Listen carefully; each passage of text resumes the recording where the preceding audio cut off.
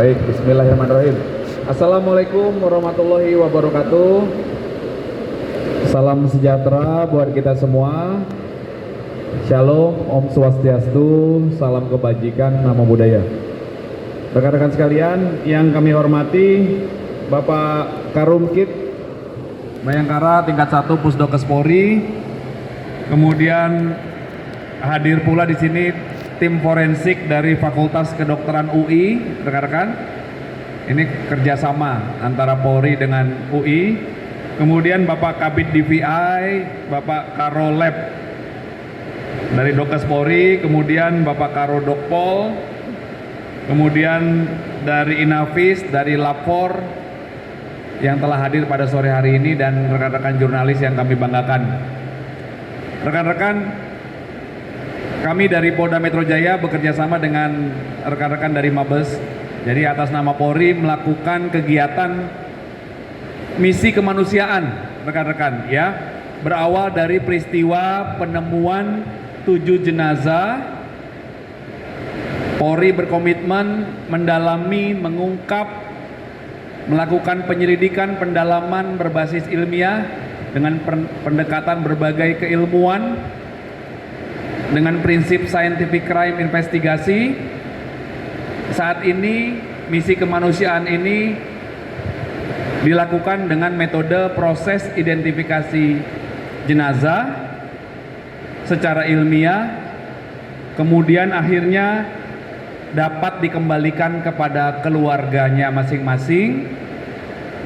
Pihak Rumkit Pusdokes Polri menyiapkan peti mati, peti jenazah, kemudian menyiapkan ambulan.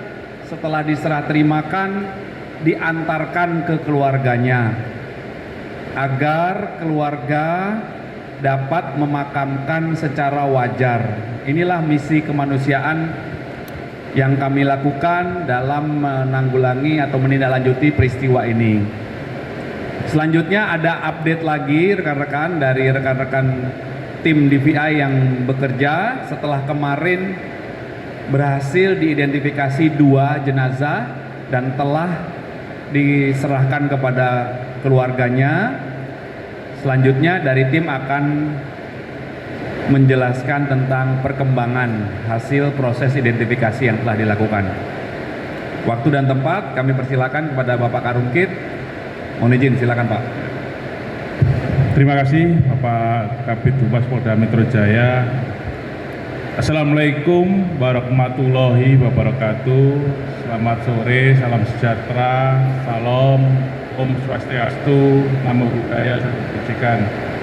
Rekan-rekan awak media sekalian, sebagaimana rilis sebelumnya, saat ini kita bersama dengan tim gabungan yang terdiri dari tim forensik Rumah Sakit Bayangkara tingkat 1 Pusdokes Polri, tim dari Dokpol, Labdokes dan DVI Pusdokes Polri, Bid Humas Polda Metro Jaya, Puslapor, Inavis, penyidik Polres Metro Bekasi Kota, dan tim Polres dari UI dan PPDGS Kedokteran Gigi Forensik UI, serta Perhimpunan Dokter Forensik dan Mediko Legal Jakarta Raya.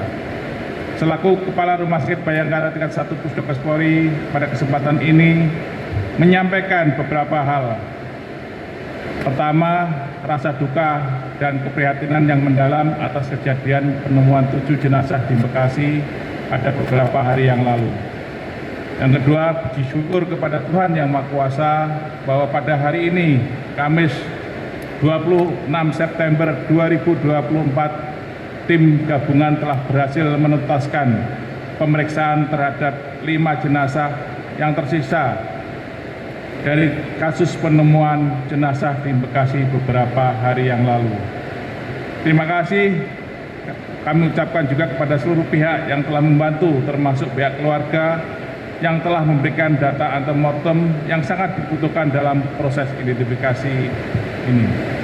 Kami mohon maaf atas segala hal yang kurang berkenan dalam pelaksanaan kegiatan ini, dan selanjutnya kami serahkan kepada Bapak Karo Dokpol untuk menyampaikan hasil identifikasi sampai dengan saat ini.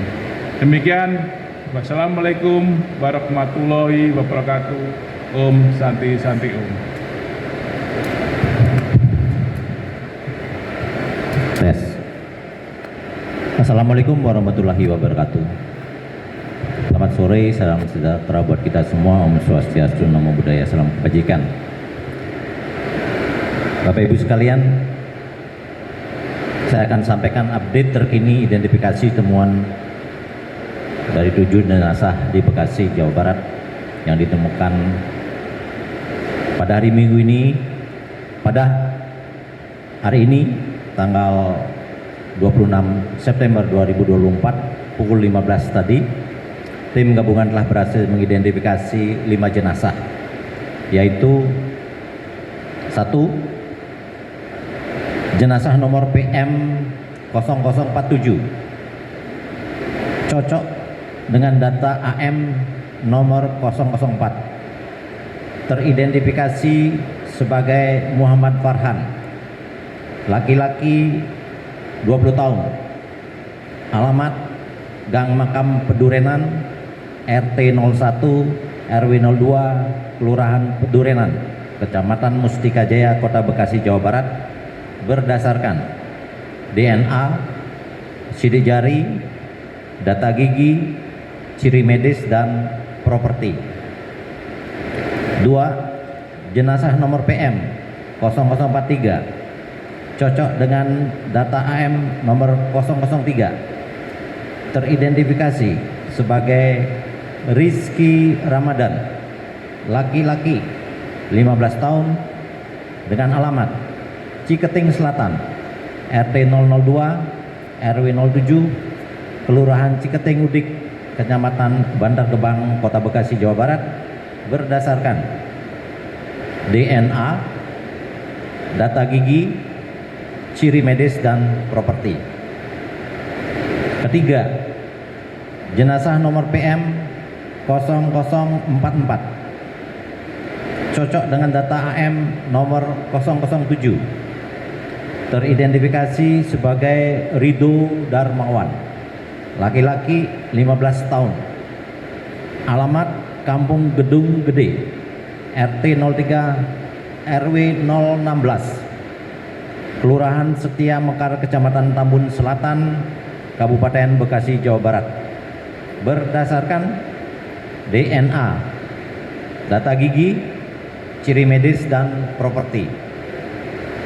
Nomor 4, jenazah nomor PM 0046 cocok dengan data AM nomor 005, teridentifikasi sebagai Reski Dwi Cahyo, laki-laki 16 tahun, alamat Ciketing Selatan, RT 003 RW 07, Kelurahan Ciketing Udik, Kecamatan Bantar Gebang, Kota Bekasi, Jawa Barat, berdasarkan DNA, data gigi, ciri medis, dan properti.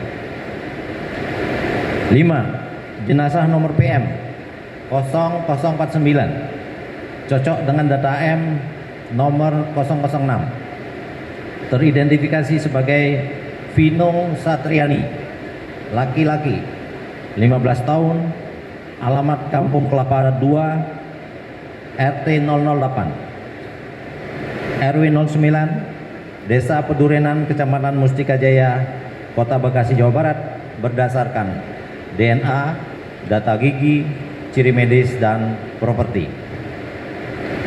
Dengan demikian, saat ini seluruh jenazah yang ditemukan telah teridentifikasi. Demikian update hasil kegiatan kami sampaikan. Jakarta, 26 September 2024, atas nama Kapusdokes Polri, Karodokpol. Selesai.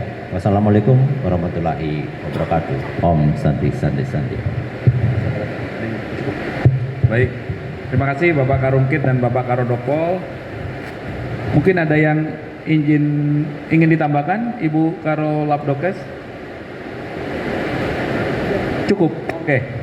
Baik, rekan-rekan, untuk penjelasan tentang proses identifikasi terhadap 5 jenazah lainnya, setelah kemarin 2 sudah dijelaskan. Selanjutnya kami memberikan kesempatan. Oke, iya. Jadi hari ini juga akan dilakukan penyerahan lanjutan. Kemarin sudah 2 diserahkan ke keluarganya. Setelah ini akan diserahkan juga langsung kepada keluarga yang akan mengambil jenazah ya. Nanti rekan-rekan silakan bisa meliput juga. Kemudian untuk melakukan pendalaman silakan, kami persilakan untuk rekan-rekan yang ingin bertanya. Ya, dari kanan, silakan Mas. Selamat siang Pak, saya Agung Happy dari CNN TV. Satu pertanyaan aja Pak, apakah ada ditemukan luka-luka di luar luka tenggelam dan di luar luka jatuh? Mohon disampaikan kami apakah ada, kalau ada kira-kira penyebabnya apa? Terima kasih. Ya, terima kasih Mas. Satu-satu ya. Oke. Terima kasih. Ini pertanyaan kemarin juga sudah ditanyakan. Jadi kami jelaskan kembali bahwa dari hasil pemeriksaan tidak ditemukan bukti adanya luka-luka ataupun patah. Demikian. Ya. Oke. Jelas ya Mas ya? Oke Mbak, silakan. Ya, selamat sore Pak. Saya Lia dari IDN Times. Mungkin bisa dijelaskan apakah sudah diketahui penyebab kematian? Begitu apakah karena tenggelam ataukah karena ada lumpur di paru-paru atau apa secara teknisnya begitu, dan mungkin bisa dijelaskan kenapa mungkin keluarga tidak bisa melihat jenazah gitu ya, agar bisa dijelaskan pada kami. Terima kasih. Silakan. Oke. Untuk jenazah saat ini proses sebagaimana yang saya sampaikan 2 hari lalu. Tes.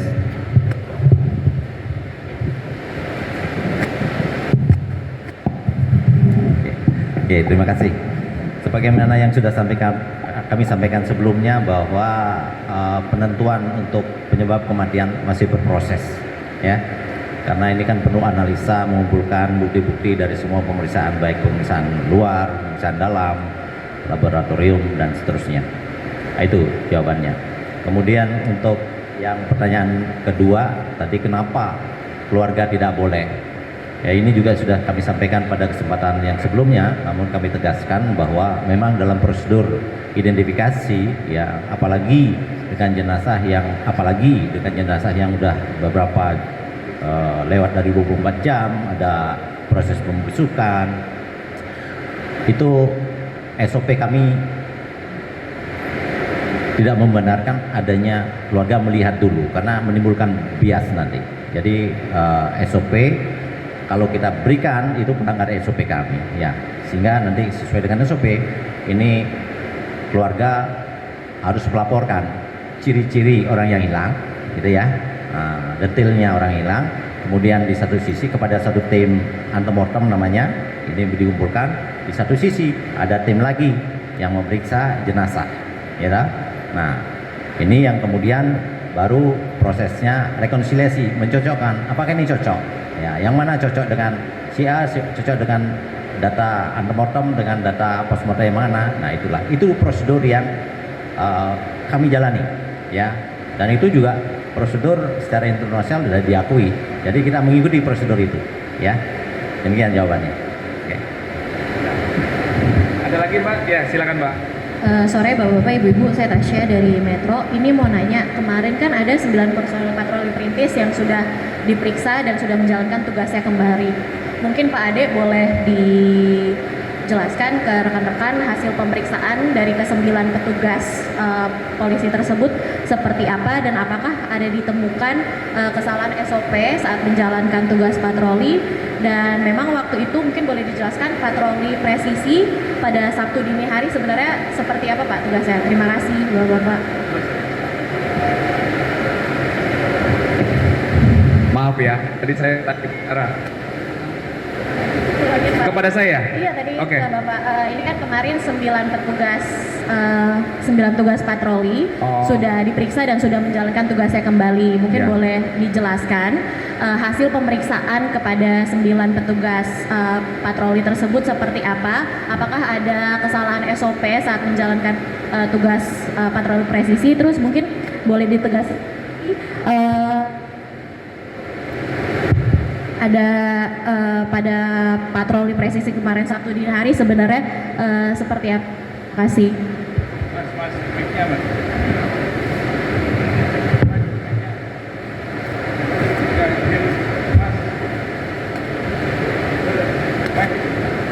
Ya, lewat aja.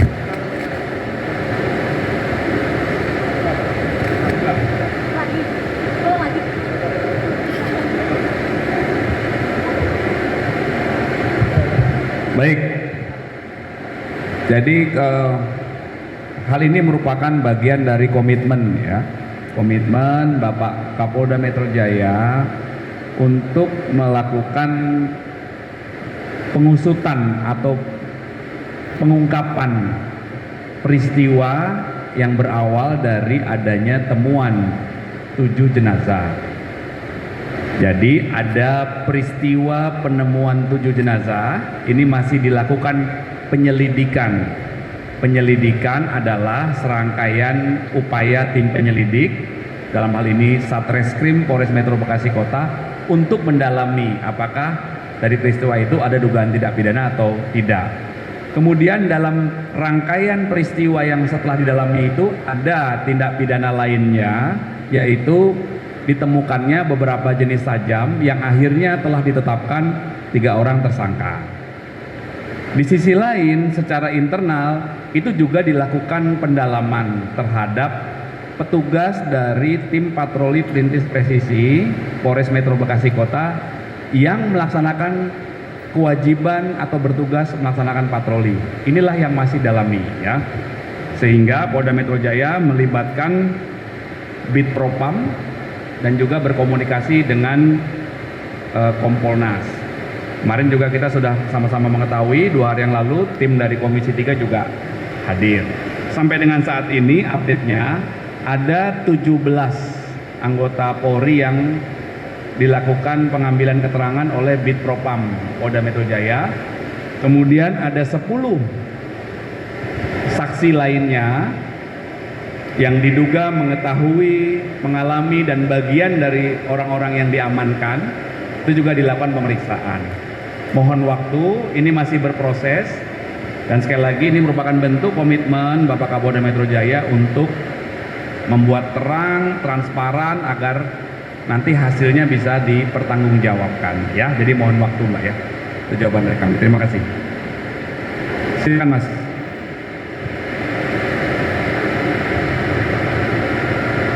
Tes. Ya, izin Pak, ingin menanyakan untuk Pak Ade terkait tadi yang lanjutan dari pertanyaan tadi, jika terjadi kesalahan prosedur dalam pelaksanaan patroli, itu sanksi yang diberikan kepada petugas seperti apa ya Pak ya? Mungkin yang sanksi yang akan diberikan. Yang kedua, adakah indikasi implicit bias Pak? Dalam proses implicit bias Pak, maksudnya dalam proses patroli tersebut adakah pelanggaran-pelanggaran yang mungkin dilakukan?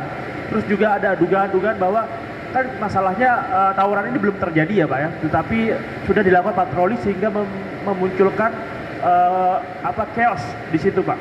Apakah ada implicit bias yang mungkin terjadi dalam patroli tersebut begitu?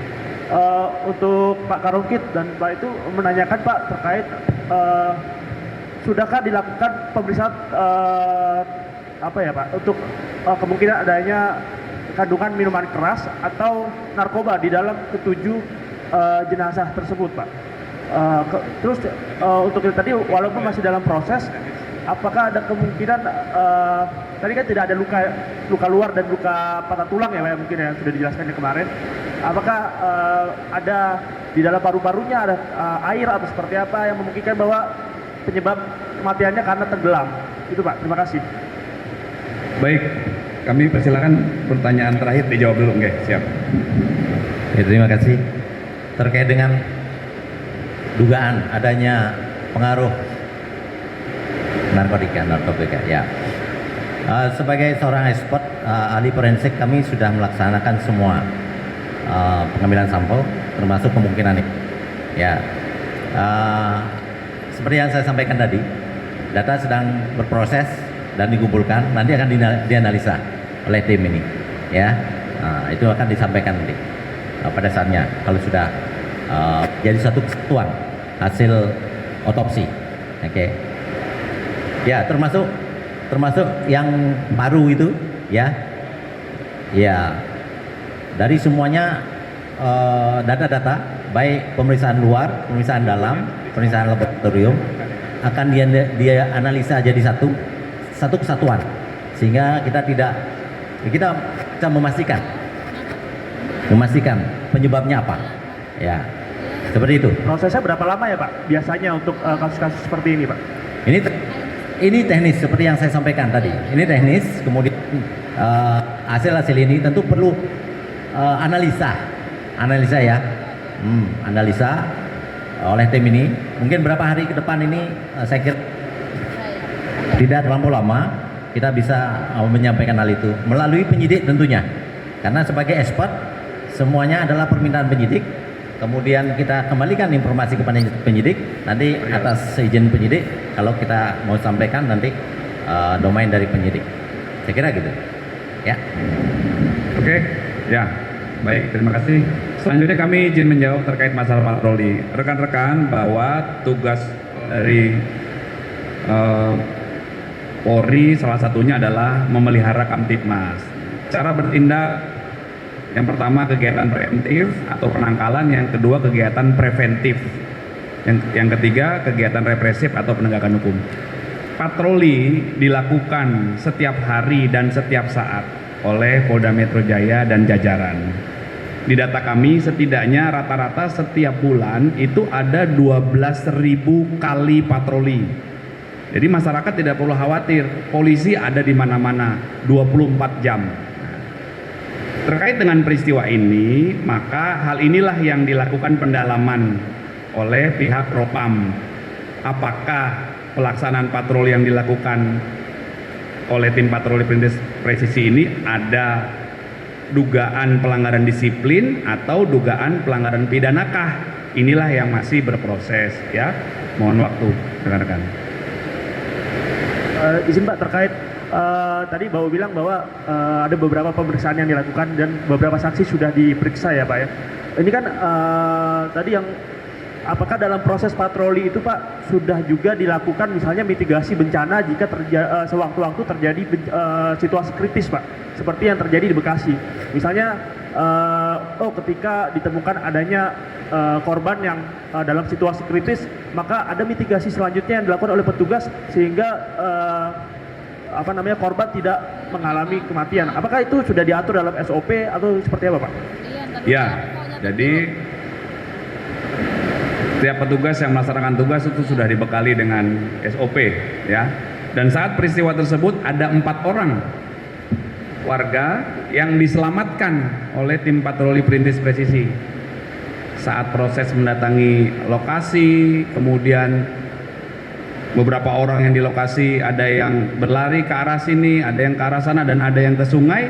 4 orang ini diselamatkan. Jadi itu merupakan perlindungan kepada kemanusiaan, pertolongan pertama kepada korban,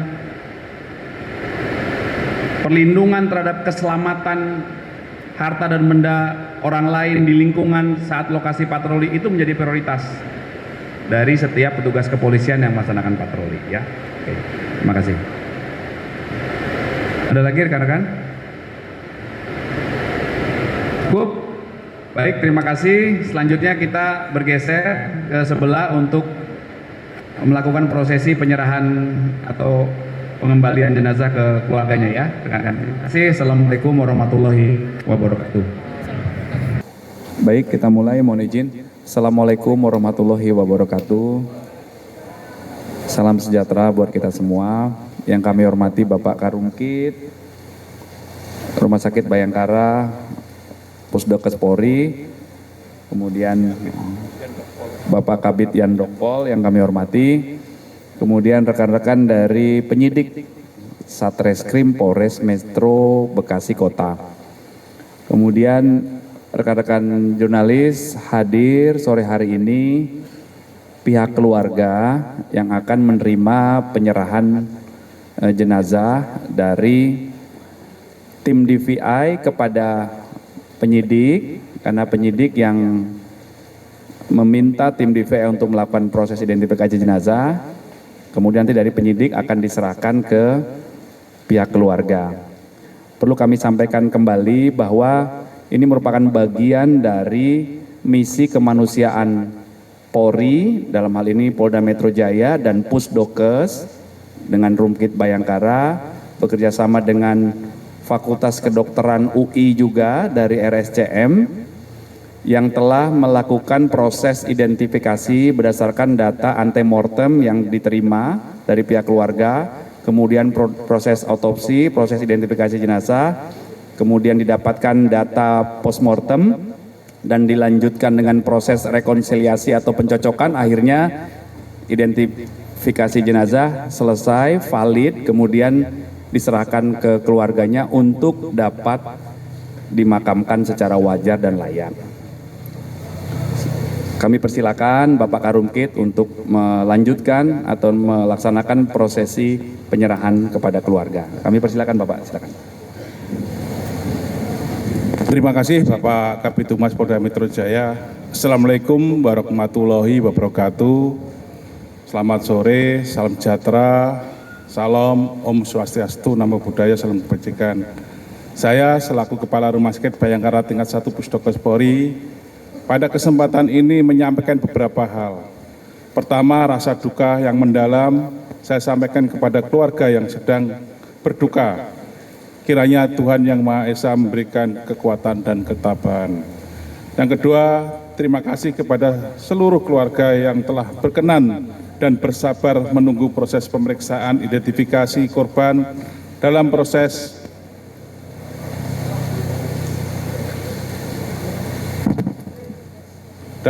pemeriksaan. Kami mengutamakan ketepatan dan bukan kecepatan. Puji syukur pada Tuhan Yang Maha Esa bahwa pada hari ini Kamis 26 September 2024 tim gabungan telah berhasil menuntaskan pemeriksaan terhadap 5 jenazah yang tersisa dari kasus penemuan 7 jenazah di Bekasi beberapa hari yang lalu.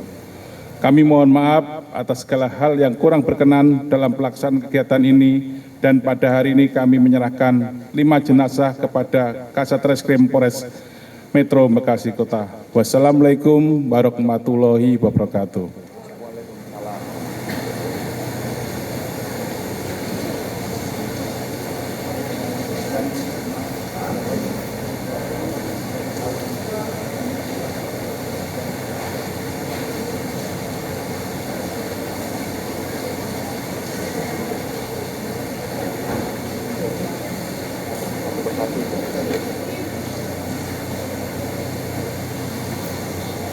Ya, mau dipandu MC, dijelaskan aja Pak. Pada keluarganya. Enggak ya.